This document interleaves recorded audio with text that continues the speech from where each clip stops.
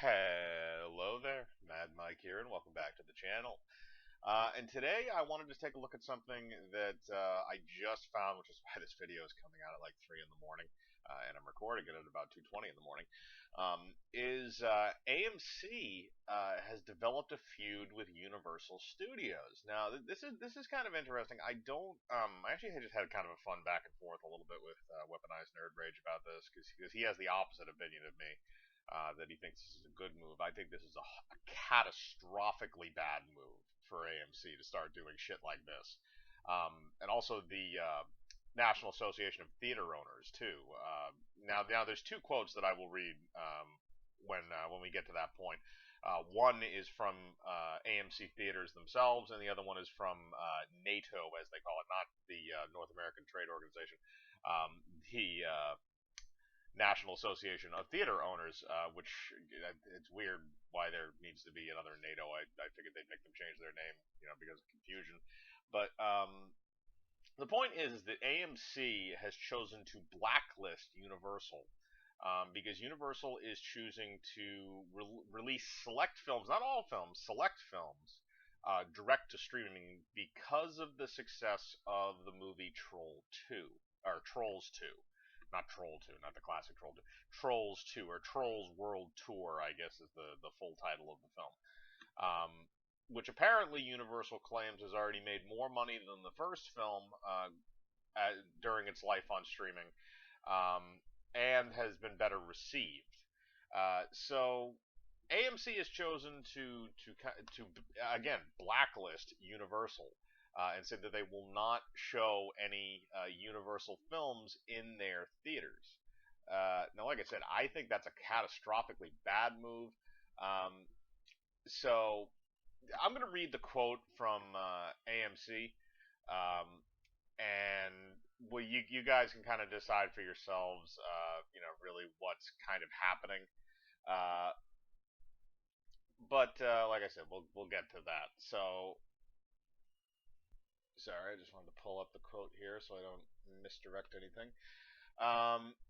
It is disappointing to us, but Jeff's comments as to Universal's unilateral actions and intentions have left us with no choice. Therefore, effectively, immediately, AMC will no longer play any Universal movies in any of our theaters in the United States, Europe, or the Middle East. Like I said, that's not as damning of a quote as the one that comes from the Theater Owners Association later on, in terms of kind of where they sit. But this is bad for AMC because they set the standard now. If you're going to try unilaterally releasing your stuff, if you're going to try releasing your stuff in theaters and then release other stuff on streaming services and forego theaters, then they will blacklist you. And they will not show your films in any of their theaters, in any of their markets. So if you're going to do that, now the hypothetical situation is what happens if a studio like Disney or Paramount or any of the other studios start doing the same thing? Well, then you're going to have to blacklist all of them too. Otherwise, there is no reason why you should be refusing Universal, and they might have a lawsuit on their hands. Actually, I shouldn't say that. It probably wouldn't result in a lawsuit unless Universal maybe tried to press something on them, or maybe the studios did for whatever reason. Or if the theaters tried to press a lawsuit on the studios for whatever reason. Again, legal matters are a little muddy in certain cases regarding this stuff, so I don't know where you would stand on either side. Probably the theaters, I think, would have more of a reason to do that. But the thing is like, how much of your revenue are you willing to sacrifice? Because here's the thing: when theaters reopen, they're going to be showing a lot of catalogs, and AMC has a pretty big catalog of back films that they own the rights to that they can put into theaters. And they've started getting into movies now too, with the Walking Dead film that's going to be coming up, and El Camino, which went to Netflix. But eventually also went through their theater chain too in a limited release. But it's not enough to sustain them.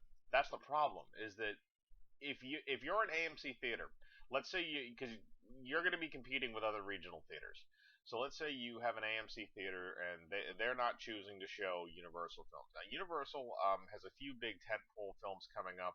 Jurassic World Dominion and Fast and Furious 9 are both coming out next year. Both of those are probably. Fast and Furious 9 will probably gross over $1 billion. Jurassic World 3 maybe just under. I can't remember what the second film did for numbers. I know the first one broke $1 billion. But if you're going to say, okay, I don't want either one of these films in this theater, and there's another theater in the regional area who's showing those films, you're losing that crowd, because that crowd is not going to walk in and say, hey, I want to sit down and watch, a movie that's 20 or 30 years old. I want to watch Jurassic World 3. You don't have that. Or the other option too is if people are out of range, if there's only an AMC theater in the area and the next theater is 30, 40 miles away or something, and they don't feel like driving to it, they can just pop it up on their television half the time now if they're releasing things unilaterally. Um, so it's like, oh, okay, well, they're not showing any new movies. Let's see what new movies are on the streaming services right now, or movies that I can rent, or movies that I can buy. For the same price as a theater ticket. A lot of the times the digital copies of films, especially, well, maybe not right when they come out, like right when they're new, but if you want to get like a pack of like older movies, it's probably like $7 or $8, which is about the cost of a theater ticket on the low end. The high end, you could be looking at something close to $20. So there's, there's an incentive almost to theaters to show these newer films because they're what bring in money. And again, the studios have been looking to kind of nix the theaters for a while now because of all the stuff where they have to pay theaters a certain amount of money because of the ticket prices, and they get a certain amount of cut of the film, so the studio wants more of a cut. If they release it on a streaming service, they don't have to pay the theaters that cost, and they don't have to pay the distribution fees or the fees to send all the different copies of the film out to these various theaters. For theaters that still do use conventional film, I don't know how many actually do. I think most of it's digital these days. But it saves them with the distribution costs, and it saves them time and having to pay theaters because of the price of admission. So it really doesn't make sense for theaters to go for AMC to go this route. Now, the other thing is AMC was, which I think is even more surprising to me, is that AMC was reinforced by the Theater Owners Association. So it's even stranger for me to see that, where because again, all of the all of those are people that own theaters or own chains of theaters, and they stand to lose a lot from not airing these films in theaters, especially because of right now, because they're all shut down. This is the quote from the president of the CEO and president of NATO, the National Association of Theater Owners, John Fithian. His quote is as follows: Universal does not have reason to use unusual circumstances in an unprecedented environment as a springboard to bypass true theatrical releases. Theaters provide a beloved, immersive, shared experience that cannot be replicated, an experience that many of the VOD viewers, video on demand, of this film would have participated in had the world not been sequestered at home, desperate for something new to watch with their families. We are confident that when theaters reopen, studios will continue to benefit from the global theatrical box office, followed by traditional home release. Now, I don't disagree with what he's saying in terms of what the situation actually is, because I think I'm a strong proponent of theaters are still needed. Not all movies are theater movies, but the movies that are theater movies are usually a reason to go. As long as they're not god awful pieces of shit.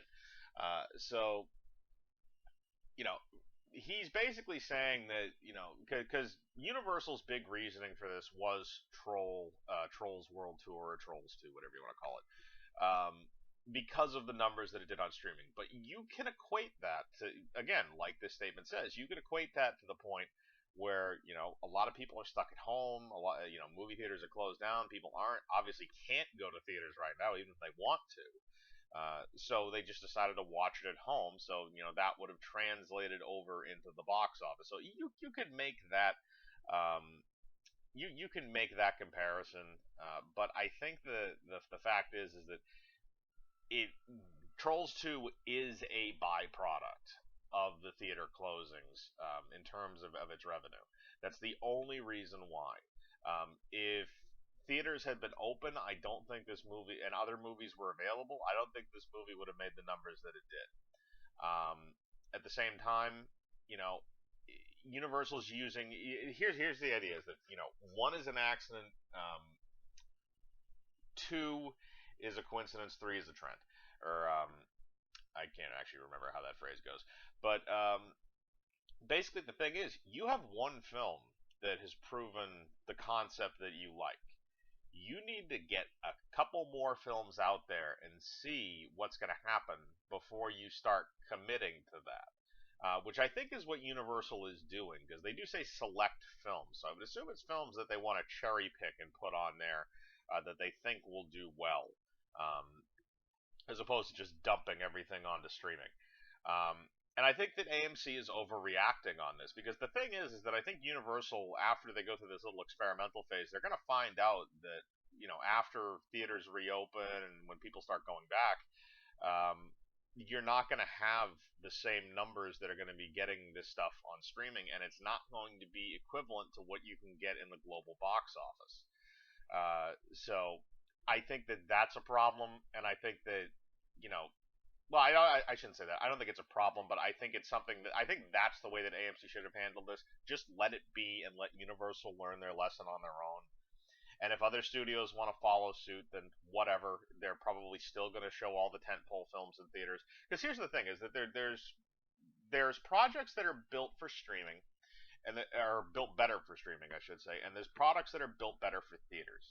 Big budget films, like Jurassic World, like the Marvel films, like any kind of big budget Star Wars, films like that. They're built for the theaters.